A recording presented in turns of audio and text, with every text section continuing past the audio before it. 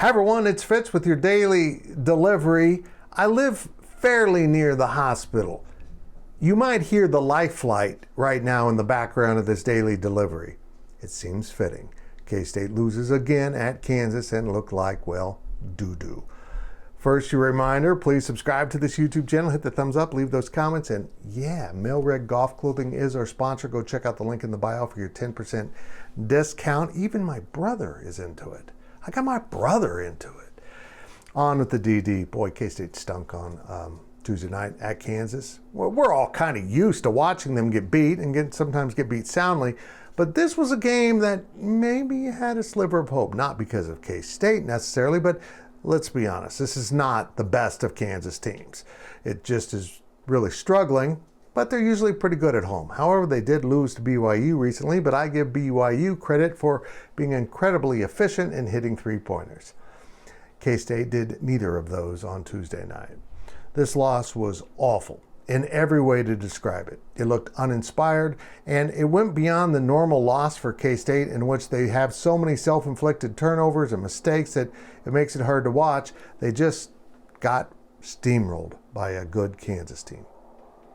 Now I ask you this, does this team belong in the postseason? I've reverted now to the Tom Asbury postseason conversation where you just simply lump the NIT in with the NCAA. Because they're not going to the NCAA tournament, probably unless they make a complete run through the bracket in Kansas City. And they ain't doing that. So, with Cincinnati losing on Tuesday night at Oklahoma, a great performance by Cincinnati, but they came up short in overtime, it doesn't look like the Bearcats are going to make the NCAA tournament either. And that means under the NIT's new rules, the two automatic bids from the Big 12 will probably be Cincinnati and UCF based on the net ratings. They'd have to be an at-large bid in the NIT. Now, I didn't take a formal survey of K-State fans, but a general theme on the old Twitter X app on Tuesday night was, can we end this season? Fans have seen enough. They have one more home game, and I hope they show up to honor this team for what it has done and honor the seniors. But it's against Iowa State, now a top 10 team and very deservingly so.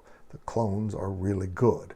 If K-State can beat them, at least it gives you a little good taste in your mouth. But Jerome Tang has said all season it takes 9-9 to get in to the NCAA tournament for a Big 12 team, at least automatically get in, and they ain't going to do it now. The best they can do is 8-10. If Iowa State wins, it's 7-11, and the NIT looks in doubt. They'll accept an NIT bid, but I do wonder this. Would it be better to end this misery and move on to recruiting and building a roster that will be not only more winning, but also more effective at, well, playing basketball, dribbling, passing, and shooting? We'll see what they do, but what a disappointing performance by Kansas State in what is turning out to be an incredibly disappointing season.